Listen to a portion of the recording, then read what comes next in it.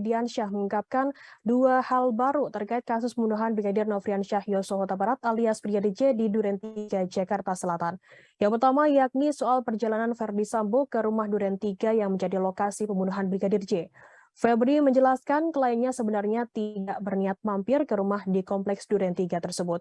Verdi Sambo sempat emosi dan menangis mendengar kesaksian istrinya Putri Chandrawati di rumah pribadinya di Jalan Saguling terkait kejadian di Magelang maksud kami. Namun setelah itu, Febri menyebutkan kliennya keluar dari rumah Saguling dan ingin bermain badminton.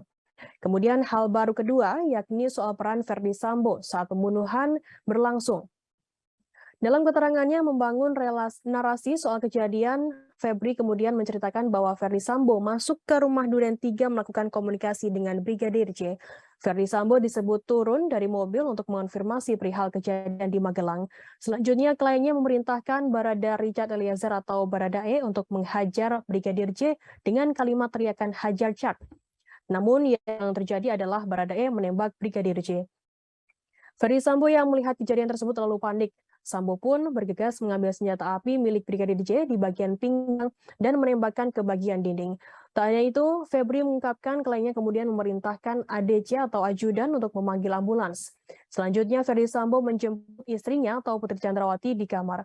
Verdi mendekap wajah Putri Chandrawati agar tidak melihat situasi pasca peristiwa penembakan Brigadir J ini.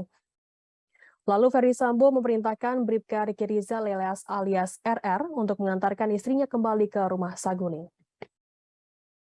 FS setelah proses penembakan panik dan mengambil senjata J yang berada di pinggang. Jadi peristiwanya waktu itu mengambil senjata J yang ada di pinggang dan kemudian FS menembak ke arah dinding di rumah Duren 3 seolah-olah ada tembak menembak.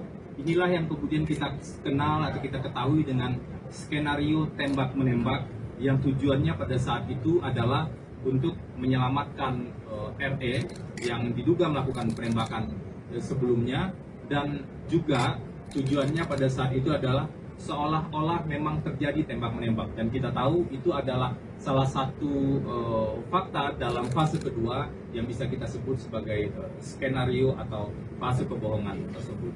Kemudian FS meminta ADC, Ibu Putri dan saksi lainnya yang menyebut seolah-olah peristiwa di Magelang. Jadi peristiwanya sebenarnya terjadi di Magelang.